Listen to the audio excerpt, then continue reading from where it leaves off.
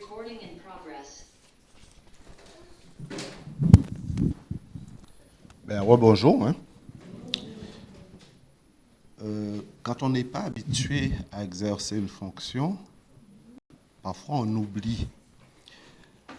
Je m'excuse parce que tout à l'heure, on n'a pas prié pour la coupe. C'est une petite erreur. Mais bon, je tenais à m'excuser quand même pour ça. Moi, je ne suis pas habitué à faire la Sainte Seine, donc voilà.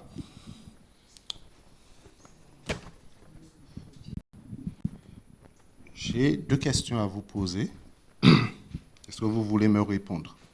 Souvent, je dis ça aux enfants, les enfants me disent, on veut la question avant. Est-ce que vous voulez me répondre? Vous voulez essayer au moins? D'accord. Comment? Ça dépend de la question. Voilà, c'est ce que les enfants me disent. Bon, la première question, c'est que, est-ce que vous avez écouté les informations au courant de cette semaine? Vous voyez que ce n'était pas compliqué. Donc, vous avez écouté les informations. La deuxième question, qu'est-ce que vous avez retenu des informations?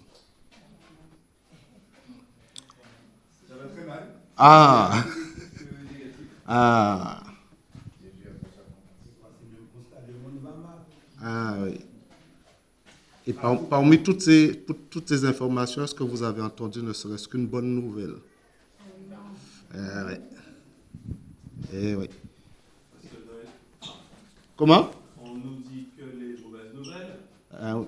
c'est porteur, et il y a de bonnes nouvelles sur la planète. En tout cas, on n'a pas entendu. Il n'y a pas à entendre. Voilà. Parce que l'idée, c'est que l'actualité, c'est des mauvaises nouvelles. D'accord. Donc, on va aller dans le livre de Ésaïe 55 et chapitres 6 et 7.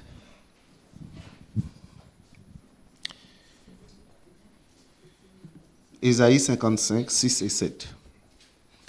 Ce que nous dit Ésaïe 55, 6 et 7, c'est qu'il dit « Cherchez l'Éternel pendant qu'il se trouve. Invoquez-le tandis qu'il est prêt. » Au verset 7, « Que le méchant abandonne sa voie et l'homme d'iniquité ses pensées, qu'il retourne à l'Éternel qui aura pitié de lui, à notre Dieu qui ne se lasse point de pardonner. » Ce verset, on peut le prendre dans 2 sens différents. On peut le prendre comme un petit conseil que Dieu nous donne, avec sagesse, revenez à moi. Mais on peut le prendre aussi comme un petit avertissement, en changeant le ton de la voix. Revenez à moi parce que la porte de la grâce est encore ouverte, sinon vous allez rater le train. Le psaume 105, verset 4 nous dit « Ayez recours à l'Éternel et à son appui. Cherchez continuellement sa face. » Dieu nous demande à chercher continuellement sa face. Parce que les temps sont difficiles. Nous voyons que le Seigneur nous avait prédit dans le livre de Matthieu 24, il nous avait dit tout ce qui allait arriver. Il y aura eu des guerres, les nations seront montées contre des nations, et c'est vrai que c'est ce que nous voyons de plus en plus maintenant. Il y a certains présidents même qui veulent prendre d'autres pays qui ne leur appartiennent pas. Il y a d'autres présidents qui capturent des présidents. C'est un monde, comme diraient les jeunes, c'est un monde fou. Mais nous sommes encore dans ce temps de grâce. Le Seigneur laisse faire parce que Jésus, il a dit, ne vous inquiétez pas parce qu'il faut que ces choses arrivent. Donc, et c'est vrai qu'en tant qu'être humain, on a quand même ce souci de dire qu'est-ce qu'on va laisser peut-être à nos enfants. on ne veut pas s'inquiéter, parce que Jésus nous demande de ne pas nous inquiéter, mais en tant qu'être humain, on a quand même ce petit truc dans notre tête qui dit « ça va mal ».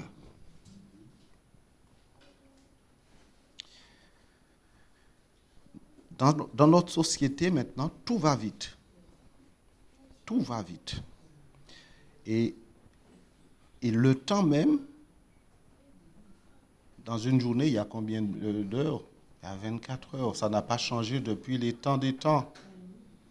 Mais vous n'avez pas l'impression que c'est plus 24 heures? Vous n'avez pas l'impression que le temps file? C'est quand est-ce qu'on a fêté la nouvelle année? Là, on est le 18 déjà. Le temps file. Le Seigneur nous dit dans le psaume, il nous dit, apprends-nous à compter nos jours. Apprends-nous à compter nos jours.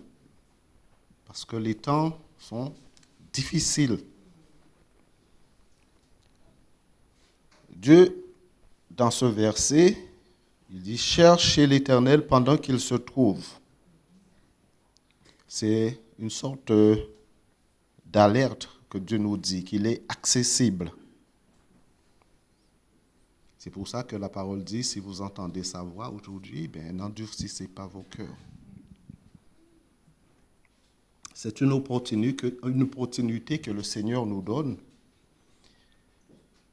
Et c'est une opportunité que nous ne devons pas manquer. Cette opportunité, c'est la disponibilité de Dieu, déjà. Dans le verset, vous voyez, pendant qu'il se trouve, ça veut dire que Dieu, il est disponible. Il attend qu'une chose, c'est que nous venions à lui, ou alors que nous retournions à lui. Ça dépend dans quel cas qu'on se trouve.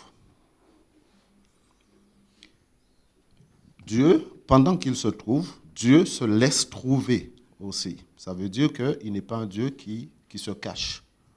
Il n'est pas caché, Dieu. Ce qu'il désire, c'est que nous venions à lui. Il n'est pas indifférent, notre Dieu. Pourquoi il n'est pas indifférent? Parce que déjà, il nous a envoyé Jésus-Christ. On l'a lu, on l'a chanté tout à l'heure, qui a été attaché à la croix pour nous. Et à travers ce sacrifice, Jésus-Christ a ouvert une porte. Une porte qui nous était pas accessible. Parce que, à cause du péché, on s'est éloigné de Dieu. Et on l'a aussi chanté, à jamais tu es saint, un Dieu saint. Et Jésus-Christ nous a permis de franchir cette porte. Parce qu'il a dit qu'il est la porte, n'est-ce pas? Et le voile s'est déchiré. Et maintenant, nous avons accès à Dieu. Donc, Dieu nous dit, cherchez-moi. Puisque je me laisse trouver par vous. Cherchez-moi. On peut venir à Dieu à n'importe quel moment. De la journée, de la soirée, quand nos cœurs sont blessés, brisés. Et d'ailleurs, c'est à ce moment-là qu'on vient le plus souvent vers Dieu.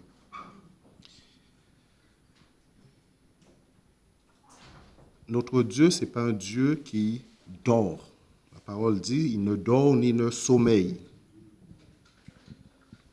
Donc, si Dieu veut qu'on le trouve, donc il faut qu'on le cherche. Il faut qu'on ait cette action de le chercher.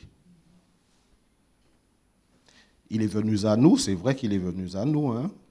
C'est Dieu qui est venu à nous avant même que nous venions à lui. Mais Dieu veut qu'on ait cette relation aussi avec lui. Donc, il nous demande de chercher. Il faut qu'on soit en action.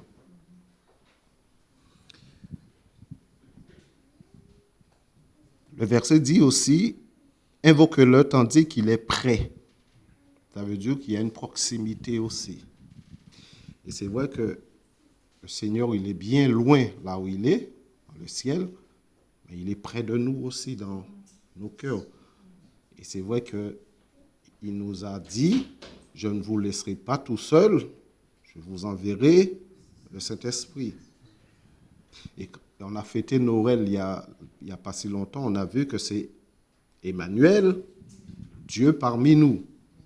Donc ça veut dire que le Seigneur, il est proche.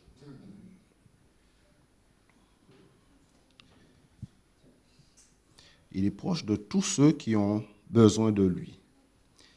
Et il est proche aussi de tous ceux qui ont le cœur brisé. Et Ésaïe 61, le premier verset dit, « L'Esprit du Seigneur est sur moi, car il m'a oint pour porter la bonne nouvelle aux malheureux. » Déjà, c'est une bonne nouvelle que le Seigneur nous dit qu'il est proche et qu'on peut le trouver.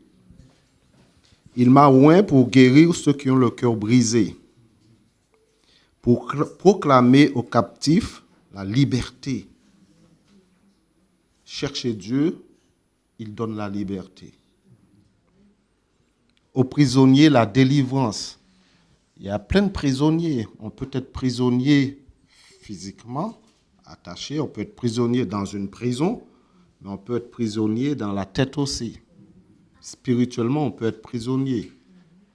Il dit, si vous me cherchez, vous allez me trouver, et moi, je vais vous délivrer.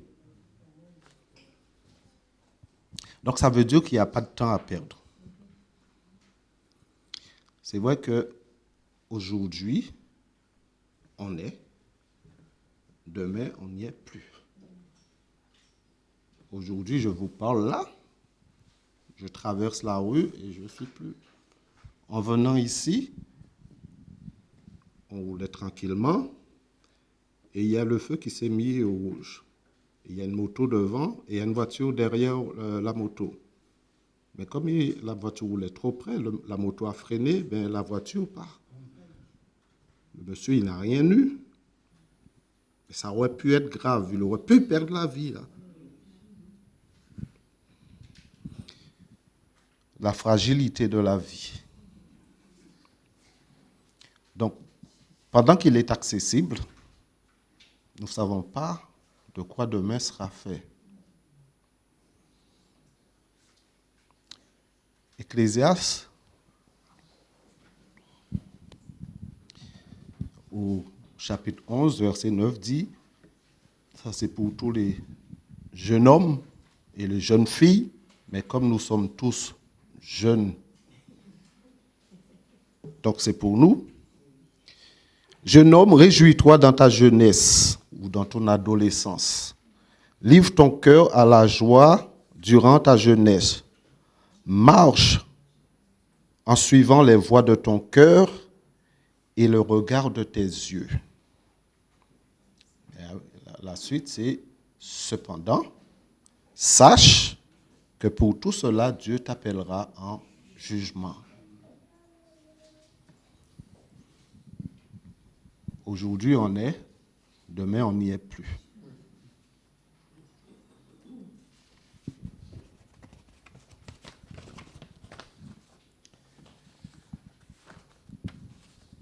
Comme il a été dit aujourd'hui, si vous entendez la voix du Seigneur, qu'on n'endurcisse pas nos cœurs. La Bible nous dit qu'il y a un temps pour tout. Il y a un temps pour pleurer, un temps pour rire, etc. Un temps pour naître, un temps pour mourir, un temps pour planter, un temps pour arracher, etc. Mais comme nous sommes dans ce temps de grâce,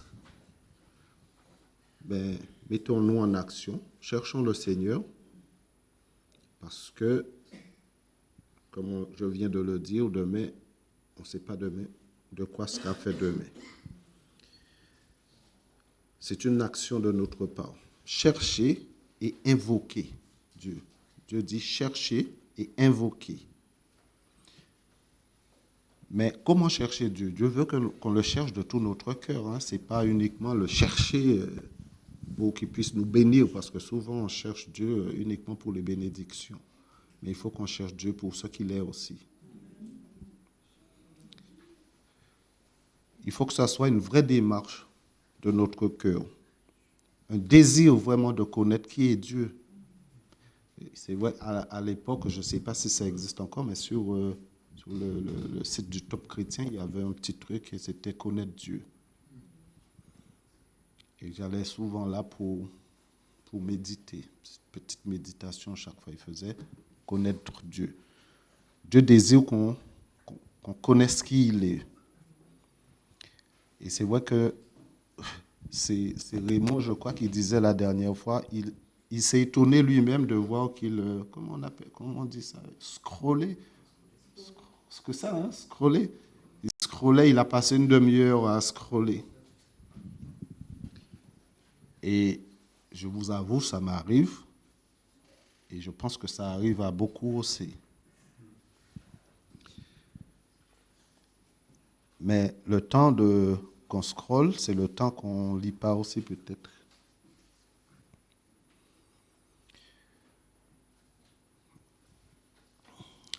Il faut qu'on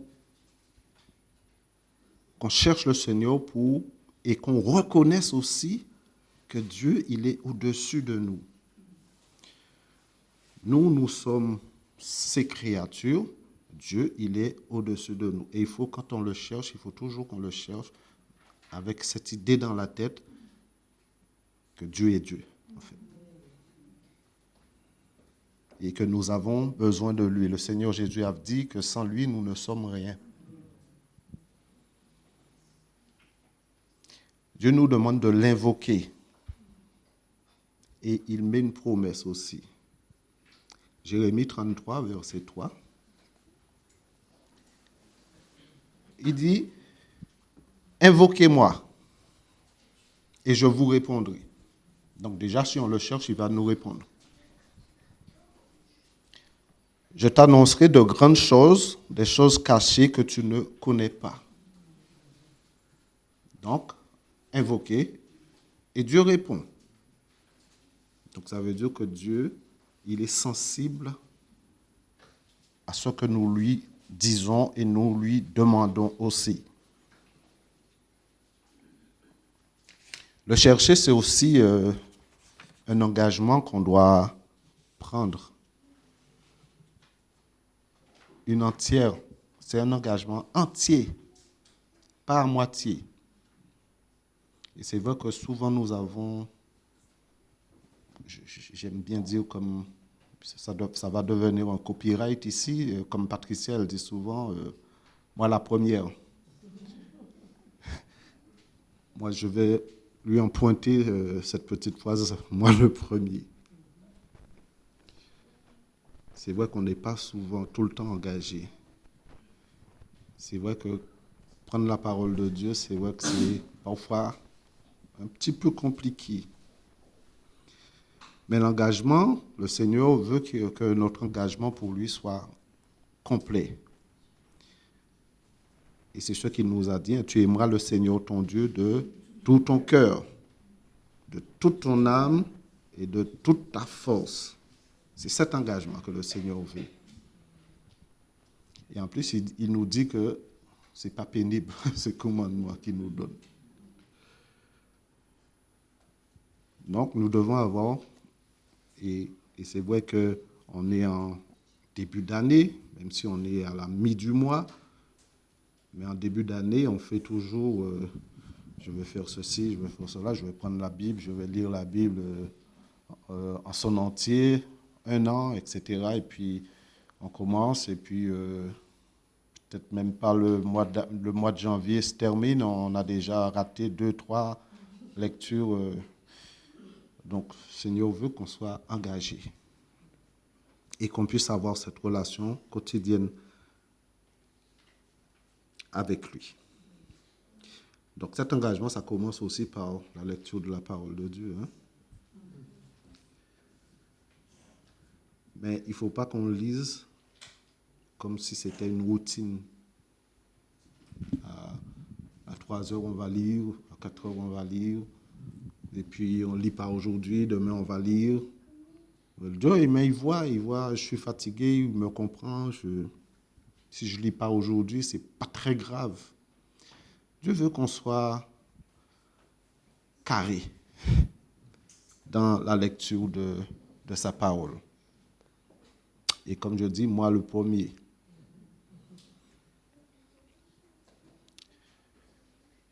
Et il ne faut pas qu'on lise la Bible aussi comme une obligation. Parce qu'on peut tomber aussi dans l'obligation. On peut dire, ben, il faut que je lise, je vais lire pour lire. Mais il faut qu'on lise la parole de Dieu pour le chercher.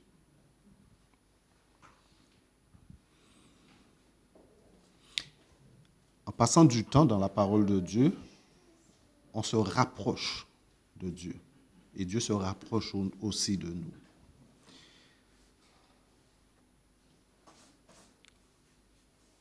Josué, tout le monde connaît ce verset qui dit que ce livre de loi ne... Voilà. Et après, voilà. Donc ça veut dire que c'est tout le temps.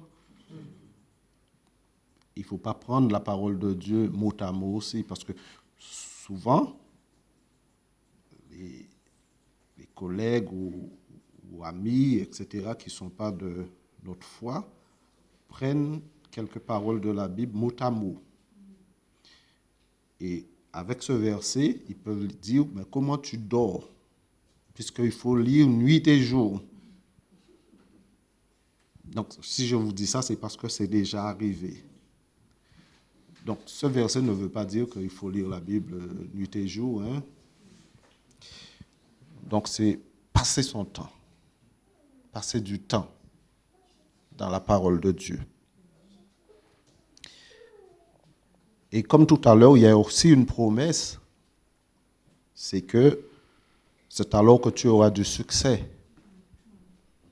On cherche Dieu, on passe du temps, et le Seigneur nous donne du succès. Mais il y a succès et succès aussi. Tu réussiras dans tes entreprises.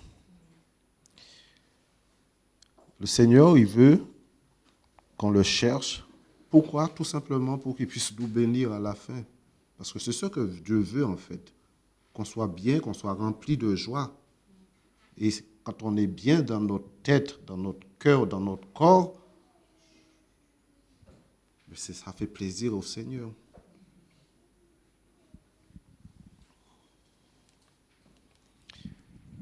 Quand on lit aussi cette parole de Dieu, ça nous façonne, normalement. La parole de Dieu nous transforme aussi. Ce que l'on entend vient de la parole de Dieu, etc., etc., et ça nous transforme. La parole de Dieu nous renouvelle aussi notre intelligence. C'est ce qu'il nous est dit dans Romains 12. Pourquoi? Afin que nous puissions discerner, quelle est la volonté de Dieu. En cherchant Dieu, on connaît quelle est sa volonté aussi. On apprend à le connaître, on apprend à savoir quelle est sa volonté pour nous, pour les autres et aussi pour l'humanité entière. Ce qui est bon, ce qui est agréable et ce qui est parfait, c'est ce que Dieu veut. En lisant la parole de Dieu aussi, la Bible nous dit que c'est une parole qui est vivante. Elle est efficace. Cette parole ne revient pas à lui sans avoir accompli ce dont il a envoyé. Cette parole, elle est pénétrante jusqu'à partager l'âme et l'esprit. Et surtout, la parole de Dieu, elle juge les sentiments et les pensées du cœur. Chercher Dieu, c'est tout cela. La parole de Dieu aussi, c'est une lampe qui est à notre pied. Ça veut dire que ça nous éclaire.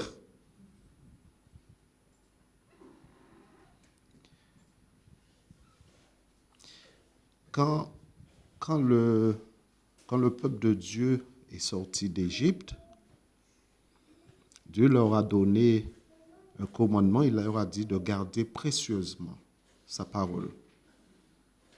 il a même dit de les écrire quand ils vont arriver sur les poteaux des murs. Pourquoi? Pour ne pas oublier. Il a même dit il faut l'inculquer aux enfants. Quand tu vas en voyage, il faut parler de la parole. Quand tu te lèves le matin, quand tu te couches. Et Jésus aussi, il a repris cette parole, ça vient de Deutéronome. Jésus, il a repris cette parole dans Matthieu 4. Il a dit que l'homme ne vivra pas de pain seulement, mais de toute parole qui sort de la bouche de l'Éternel. Donc ça veut dire que nous avons besoin de nous plonger dans cette parole afin de connaître ou de mieux connaître Dieu. Parce qu'on peut connaître Dieu, mais en lisant sa parole, on peut découvrir d'autres choses. Et c'est vrai que parfois nous lisons un verset, on le comprend, et 2 jours, 3 jours après, 1 mois après, on lit le même verset, mais on comprend autre chose. Donc ça veut dire qu'on connaît, on connaît la parole, mais on connaît mieux après. Parce que Dieu nous a donné une autre signification de sa parole. En lisant sa parole, Dieu se révèle à nous aussi. Il nous montre aussi ce qu'il faut changer dans notre cœur pour lui plaire.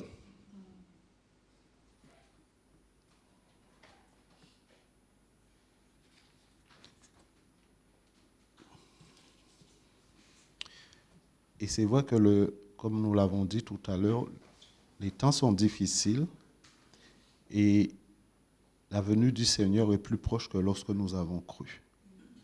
Chaque jour qui passe, chaque jour, la venue du Seigneur est plus proche. C'est l'heure pour nous, en tout cas pour ceux qui dorment, de se réveiller. Éphésiens 5, verset 14 nous dit « Réveille, relève-toi d'entre les morts, et Christ t'éclairera. »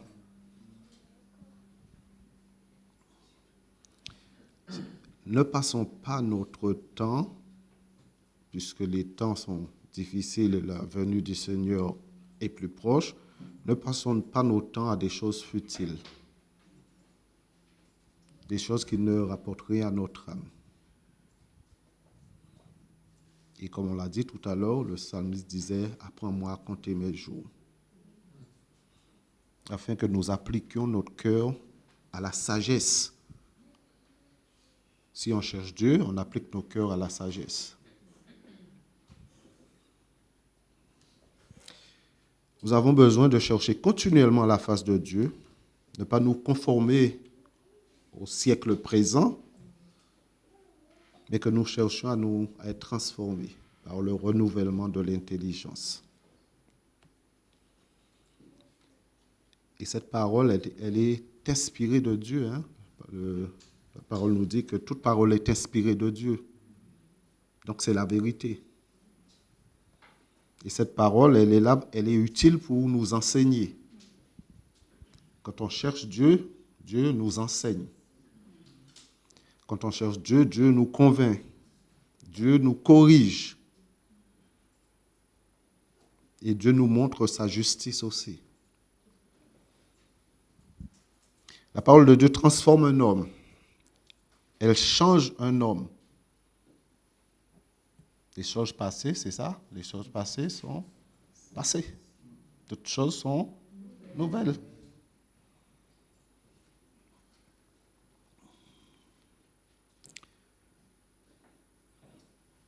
La parole de Dieu convainc aussi. Elle instruit. La parole de Dieu nous guide aussi, nous montre le chemin. Jésus a dit, je suis le chemin. Et quand nous sommes perdus, c'est notre GPS. La parole de Dieu nous fortifie. Quand nous sommes fatigués, Dieu nous relève. Sa parole nous fortifie. Et parfois, on est tellement découragé Juste un petit SMS, parfois. Tu reçois un SMS et ça te rebooste. Tout simplement, c'est la parole de Dieu qui fait ça. Et c'est Dieu qui met cette pensée dans la tête d'un frère ou d'une sœur. Envoie à Eric ce SMS, parce que là, il ne dit pas parce qu'il est fatigué, mais il te dit justement, envoie-lui ce message. Et que tu lis le message, waouh! Et hop, tu es relevé. La parole de Dieu nous encourage aussi quand nous sommes dépassés.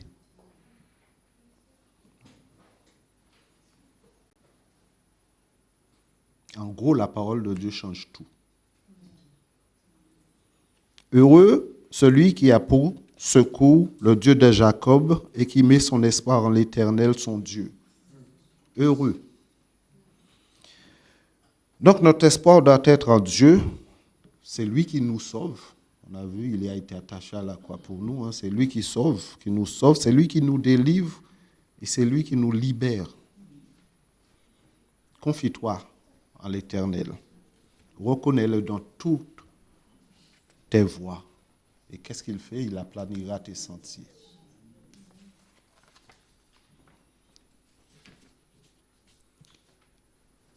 C'est vrai que parfois, dans le découragement, on a tendance à vouloir, ça arrive à certaines personnes en tout cas, à abandonner Dieu. Combien de frères, de sœurs qui, parce qu'ils sont passés par des situations difficiles, ont abandonné l'Éternel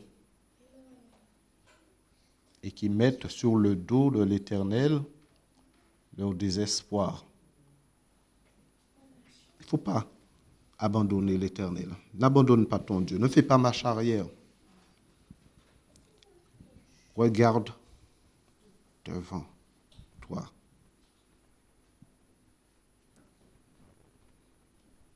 Par la bouche de Jérémie, le prophète, Dieu dit à son peuple qu'il l'a abandonné. Lui, la source d'eau vive, son peuple l'a abandonné. Pourquoi? Pour aller après des citernes creusées qui ne retiennent pas l'eau. Ces citernes sont fissurées et c'est après ça qu'on veut aller.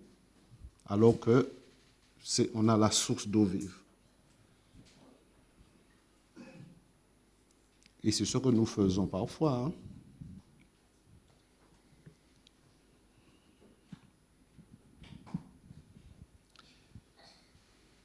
1 Chronique, chapitre 28, au verset 9. On va juste prendre la dernière partie. Si tu le cherches, il se laissera trouver par toi. Mais si tu l'abandonnes, il te rejettera pour toujours. Si tu le cherches, il se laissera trouver par toi. Si on cherche Dieu, Dieu se laisse trouver. Par contre, si on l'abandonne, Dieu ne va pas nous obliger à venir après lui.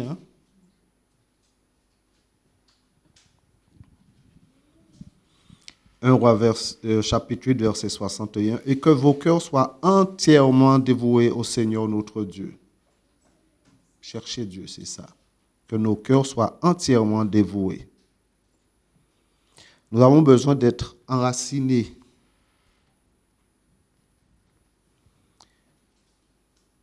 Enracinés dans la parole, mais aussi enracinés dans notre Église aussi. Et c'est vrai que quand on cherche Dieu, on vient au culte. Au culte, c'est là aussi qu'on entend parler de Dieu.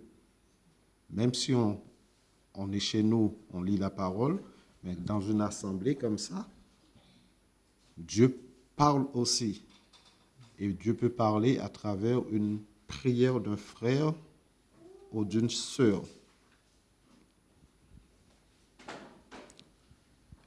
Il ne faut pas qu'on se contente de venir au culte de temps en temps. Le pasteur dit tout le temps, qu'est-ce qu'il dit? Il dit, le culte, ce n'est pas une option.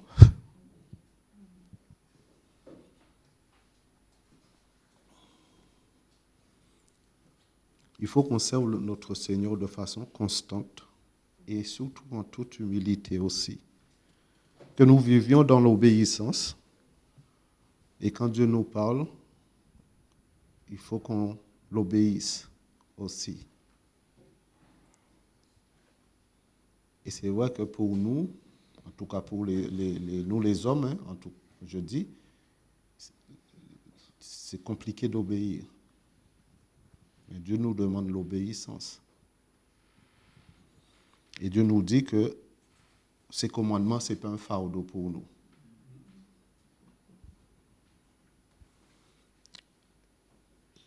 C'est un véritable chemin. Et ce chemin, c'est le chemin de la liberté. Et la liberté totale.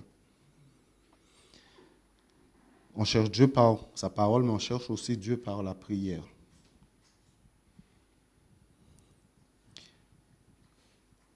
L'homme, en général, et nous en tant que chrétiens, nous cherchons Dieu le plus souvent quand tout va mal. L'homme, en général, qui ne connaît pas le Seigneur, il est dans un avion, ça commence à bouger, il n'a jamais l'habitude de dire « Oh Dieu », mais c'est à ce moment-là il va dire « Oh Dieu ». Il va chercher le Seigneur, là. Quoi, il a la pensée de l'éternité en lui, bien entendu. Mais quand ça va mal, il va chercher le Seigneur. Mais quand tout va bien, si l'avion vole tranquillement, paisiblement, mais il a son truc dans ses oreilles, il regarde son film, il n'a pas besoin de Dieu.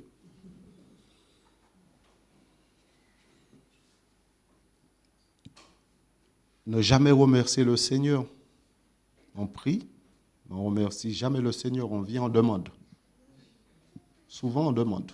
On fait que ça, demander. Mais à un certain moment, il faut remercier aussi le Seigneur. Parce qu'il a répondu à une prière. J'écoutais il n'y a pas longtemps la parabole des 10 lépreux. Il y a combien un qui est revenu? Seul. Et il y a combien qui est sauvé? Voilà.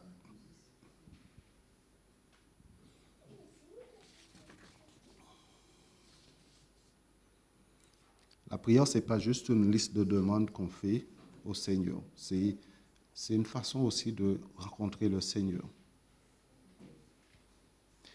Et parfois, c'est compliqué de rentrer dans la prière. On se dit, je vais prier, et puis on fait marche arrière, il y a une autre chose, on va faire autre chose. On recommence, je vais prier, on va faire autre chose. C'est vraiment un combat. Mais je ne sais pas pour vous, mais moi, ça m'arrive. Et quand le Seigneur te donne la force de rentrer dans la prière, après, tu ne veux pas sortir. Tu passes un temps, tu te dis, tu vas peut-être pour 1 heure, et quand tu lèves les yeux, tu vois que tu as déjà passé 2 heures. Et c'est là, chercher Dieu. On cherche Dieu dans la prière. On ouvre son cœur à Dieu. On le laisse nous parler. Dans la prière, il y a le silence aussi. Et c'est dans ce silence, parfois, que le Seigneur nous révèle des choses. Dans la prière, il faut toujours qu'il y ait un moment de silence pour écouter. On parle, mais on écoute aussi.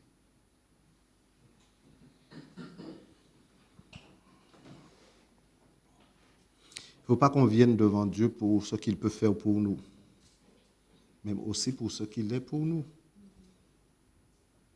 Il faut qu'on cherche le cœur de Dieu. Il faut qu'on cherche son caractère, qu'on connaisse le caractère de Dieu. On l'a chanté tout à l'heure, Dieu est saint, 3 fois saint. Il faut qu'on sache que Dieu est saint. de chercher Dieu dans la sainteté.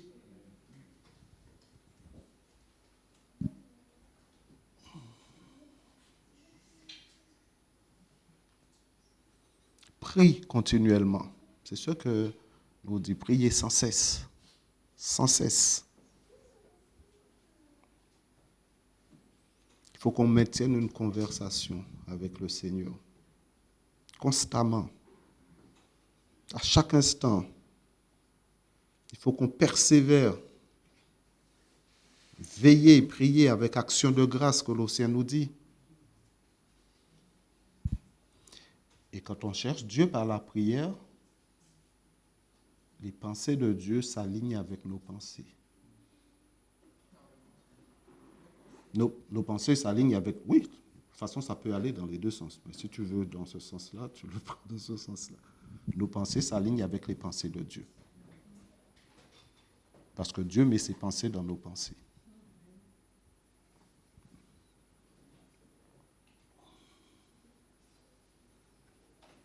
Et qu'est-ce que ça fait? Nos priorités changent.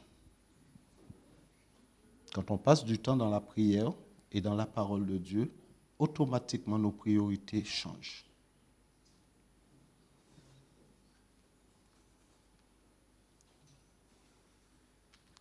Il faut qu'on fasse de la prière une nécessité vitale pour nous. C'est vrai que c'est bien et c'est recommandé d'être là le mardi, en tout cas pour nous. C'est mardi dans notre église et dans d'autres assemblées, c'est un autre jour. C'est bien de prier en communauté, mais il faut qu'on prie continuellement chez nous aussi. La prière fait déplacer les montagnes. Et la prière fait chasser les démons. Le petit chant des enfants, qu'est-ce que ça dit? Prie chaque jour. Et quand tu pries, tu fais chasser les démons. C'est ça, hein, je crois que le petit cœur dit.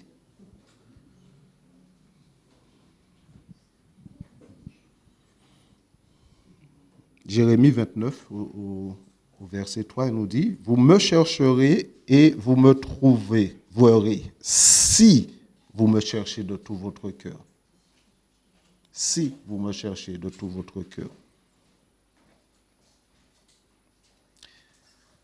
2 Chroniques, chapitre 15, verset 2, on va prendre la deuxième partie. Il dit, « L'Éternel est avec vous quand vous êtes avec lui. Si vous le cherchez, vous le trouverez. Mais si vous l'abandonnez, il vous abandonnera. » Cherchons la face de Dieu pendant qu'il se trouve. Et je vais terminer avec ce verset de Jésus dans Jean 12, 35-36. Jésus dit, « La lumière est encore parmi vous pour un peu de temps. Marchez tant que vous avez la lumière, pour ne pas vous laisser surprendre par les ténèbres. Car celui qui marche dans les ténèbres ne sait pas où il va.